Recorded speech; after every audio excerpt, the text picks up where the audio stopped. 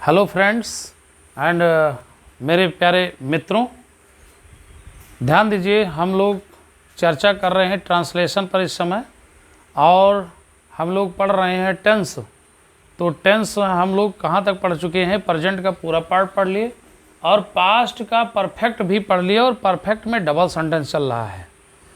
तो समझ में आ रहा है तो मेरे छात्र छात्राओं और मित्रों, लाइक करते रहो ना, सब्सक्राइब करते रहो, शेयर करते रहो, मस्ती से पढ़ते रहो मेरे छात्रों। तो ध्यान दीजिए, हम लोग पढ़ रहे हैं प्रेजेंट परफेक्ट टेंस में डबल सेंटेंस। पिछले पार्ट में, पार्ट नंबर 11 में हमने 2 सेंटेंस लिया था डबल सेंटेंस का, लेकिन फिर हम लोग 2 सेंटेंस डबल सेंटेंस का लेते हैं कि 2 व्यक्ति अलग अलग काम को करेंगे। एक व्यक्ति पहले काम करेगा और एक व्यक्ति बाद में। उसके बाद में एक ही व्यक्ति 2 काम करेगा, एक काम पहले और एक काम बाद में। तो इस तरीके से हम लोगों को ऐसे वाक्यों को ट्रांसलेट करना है जिसमें किसकी भूमिका अदा करनी है? बाद की अंग्रेजी आफ्टर और पहले की अंग्रेजी बिफोर। तो कभी कभी बाद के जगह पर पश्चात शब्द आता है और पहले के स्थान पर पूर्व शब्द आता है। तो चाहे कहिए पूर्व या कहिए पश्चात, वो पूर्व या कहिए पहले, और चाहे कहिए पश्चात या कहिए बाद। तो पश्चात और बाद के लिए आफ्टर, और पूर्व और बिफोर के लिए पूर्व के लिए और पहले के लिए बिफोर का प्रयोग करेंगे। तो आइए हम लोग चर्चा करते हैं। सेंटेंस है कि मोहन के घर जाने से पहले राम अपना काम कर लिया था। तो यहाँ पर ध्यान देना है कि एक काम तो है मोहन के घर जाने का, और दूसरा काम है कि राम अपना काम कर लिया था। तो भैया अगर देखना दोनों वाक्यों के बीच में अगर पहले या पूर्व शब्द आया हुआ है तो इधर वाला जो सेंटेंस है राम अपना काम कर लिया, इसे पास्ट परफेक्ट में अनुवाद करेंगे। ठीक है ना?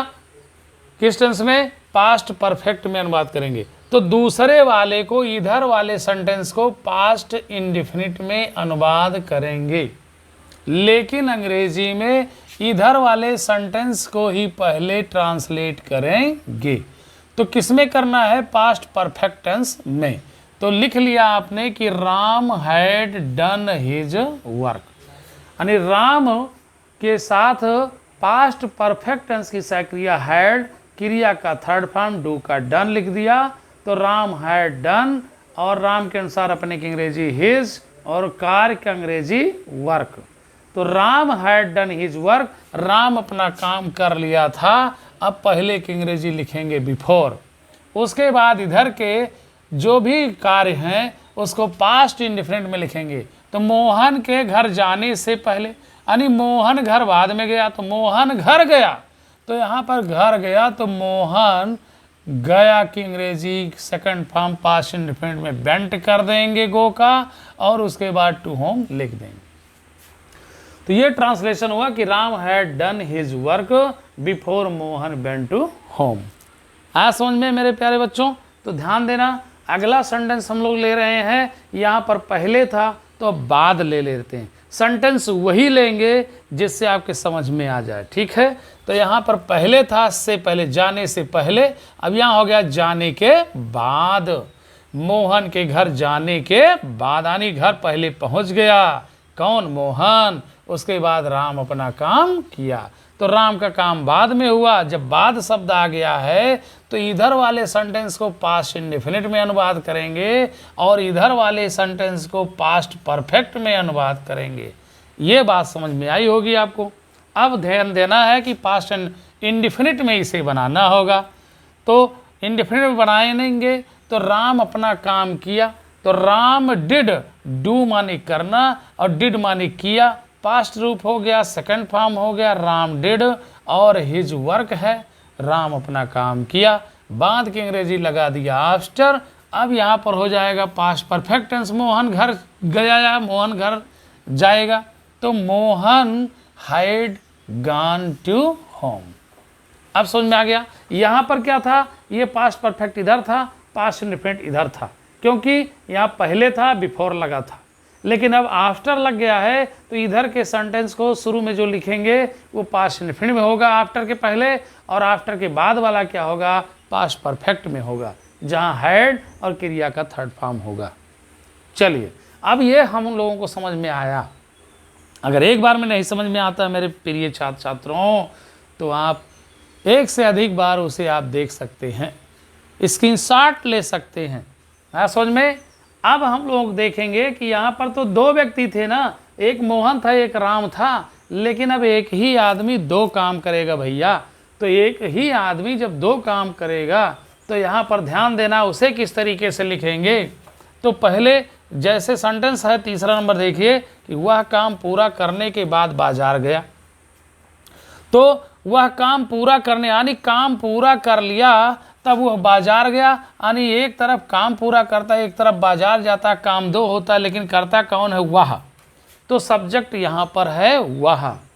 अब इस तरीके के जब एक ही आदमी दो काम करेगा ना, तो आप क्या करेंगे, आफ्टर और बिफोर को प्रीपोजिशन के रूप में यूज करेंगे और आईएनजी लगा करके जीरंड बना देंगे, वो पार्टिस हाँ जीरंड बना देंगे।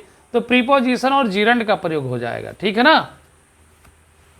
अब यहाँ पर क्या आपने लिखा कि बाद की अंग्रेजी सबसे पहले आफ्टर लिख दो, उसके बाद में काम पूरा करने की अंग्रेजी, तो पूरा करने की अंग्रेजी कंप्लीट का कंप्लीटिंग कर दो, और काम की अंग्रेजी वर्क हो गया। आफ्टर कंप्लीटिंग वर्क या आफ्टर फिनिशिंग वर्क, फिनिश का फिनिशिंग भी लिख सकते हैं। तो आफ्टर फिनिशिंग वर्क या आफ्टर कंप्लीटिंग वर्क, कामा लगा दीजिए। उसके बाद में सब्जेक्ट वह की अंग्रेजी ही लिखो, और बाद में जब बाजार गया है ना, तो जब बाजार में बाद में गया है तो पास्ट इंडेफिनिट में लिखेंगे जाने की अंग्रेजी गो का वेंट, तो he went to the market.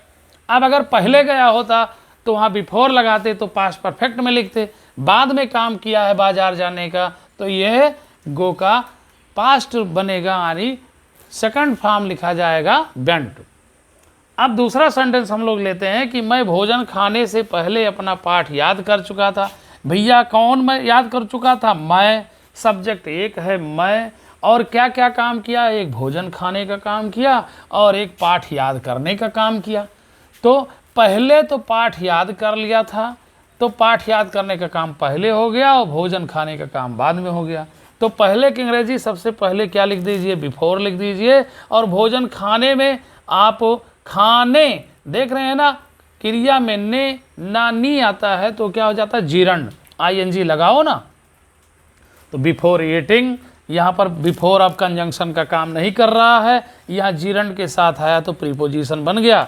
तो यहाँ पर बिफोर ईटिंग फूड, भोजन खाने से पहले, कामा लगा दीजिए। उसके बाद सब्जेक्ट मैं की अंग्रेजी आई हो गया, आई आपने लिख दिया। अब ये पहले जब पाठ याद कर चुका है तो पाठ याद करने का काम जब पहले हुआ है तो पास्ट परफेक्ट में लिखेंगे।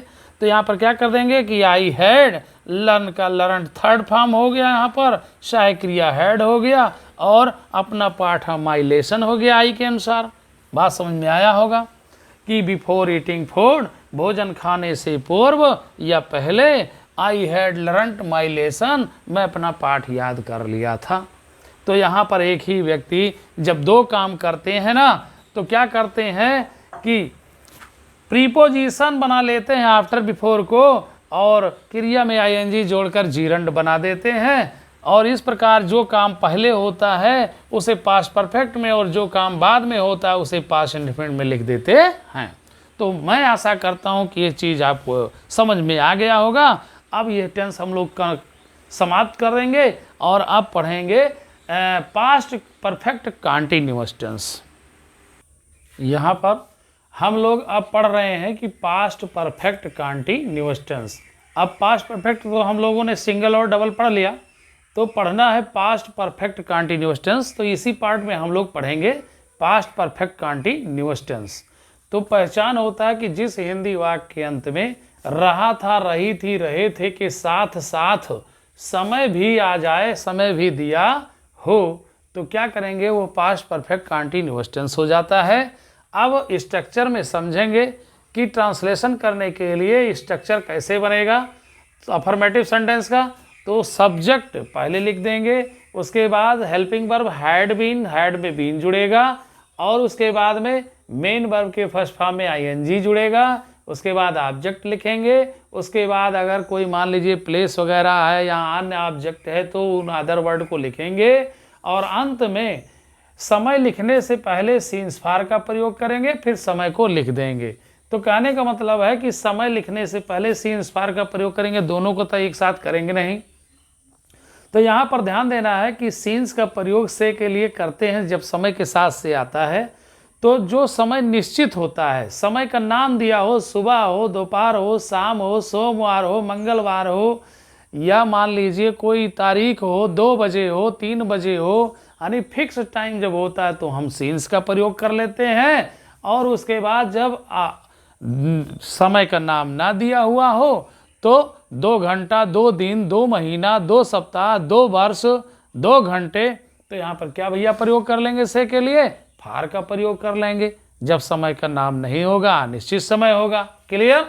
तो ये रहा है स्ट्रक्चर। अब आइए हम लोग सेंटेंस देखते हैं। तो पहले हम लोग अफर्मेटिव सेंटेंस लेंगे। ये रहा आपका अफर्मेटिव सेंटेंस कि हम लोग कल सुबह से राम के घर पर आम खा रहे थे। भैया क्या खा रहे थे? आम खा रहे थे। तो हिंदी वाक्य में आ गया रहे थे। तो थे का मतलब हो गया पास्ट, रहे का मतलब हो गया कंटिन्यूअस, और समय दिया हुआ है सुबह से। तो जब समय भी दिया होता है तो पास्ट परफेक्ट कंटिन्यूअस टेंस हो जाएगा। तो आइए हम लोग की अंग्रेजी क्या लिखा गया? बी, और इसमें सहायक क्रिया हैड में बीन जोड़ देते हैं। अभी आपने पास्ट परफेक्ट टेंस में देखा तो केवल हैड क्रिया थर्ड फॉर्म होता है, लेकिन जब कंटिन्यूअस साथ जुड़ेगा तो बीन लगा करके क्रिया में आईएनजी जोड़ेंगे।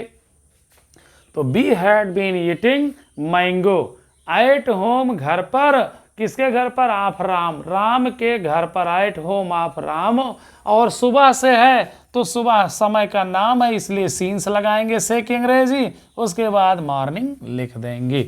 तो ये चीज समझ में आया होगा। ये है सेंटेंस, अफर्मेटिव सेंटेंस है। अब हम दूसरा नंबर लेते हैं निगेटिव सेंटेंस। तो निगेटिव सेंटेंस में ध्यान देना, लिखा है राम और सीता अपना काम 4 घंटे से नहीं कर रहे हैं। भैया दोनों लोग नहीं कर रहे हैं, राम और सीता, है ना।